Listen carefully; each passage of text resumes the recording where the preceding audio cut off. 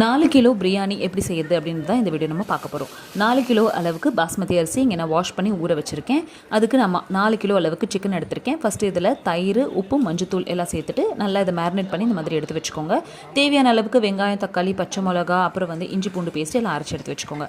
ஒரு டிக்ஷாவில் எண்ணெய் விட்டுட்டு எண்ணெய் காஞ்சதுக்கப்புறமா வெங்காயம் போட்டு எல்லாத்தையும் நல்லா வதக்கி விட்டுக்கலாம். வெங்காயம் போட்டதுக்கப்புறமா பட்டை, கிராம்பு, ஏலக்காய், ஒரு பிரிஞ்சி இலை சேர்த்துட்டு எல்லாத்தையும் நல்லா வதக்கி விட்டுக்கோங்க. வெங்காயம் வதங்கினதுக்கப்புறமா ஃப்ரெஷ்ஷாக அரைச்ச இஞ்சி பூண்டு பேஸ்ட் இதில் சேர்த்துக்கோங்க.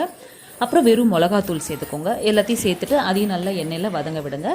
இந்த அளவு வதங்கினதுக்கப்புறமா தக்காளி, பச்சை மிளகா, அப்புறம் எடுத்து வச்சிருக்க புதினா, கொத்தமல்லி ஃப்ரெஷ்ஷானதை எல்லாத்தையும் நல்லா சேர்த்துட்டு கிரேவியை ப்ரிப்பேர் பண்ணிக்கோங்க. இப்போ நம்ம மேரினேட் பண்ணி எடுத்து வச்சிருக்க சிக்கன் இதில் சேர்த்துட்டு வேக வைக்க போகிறோம். கரெக்டாக ஒரு 10 நிமிஷம் இதை வேக விடுங்க. வேகும் போதே நிறைய தண்ணி வரும்.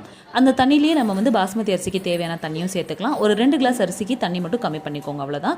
இப்போ ஊற வச்சு பாஸ்மதி அரிசி சேர்த்துட்டு எல்லாத்தையும் நல்லா மிக்ஸ் பண்ணி மூடி வச்சிங்க அப்படின்னா சூப்பர் டேஸ்டியான பிரியாணி தயாராகிடும். நீங்களும் ட்ரை பண்ணி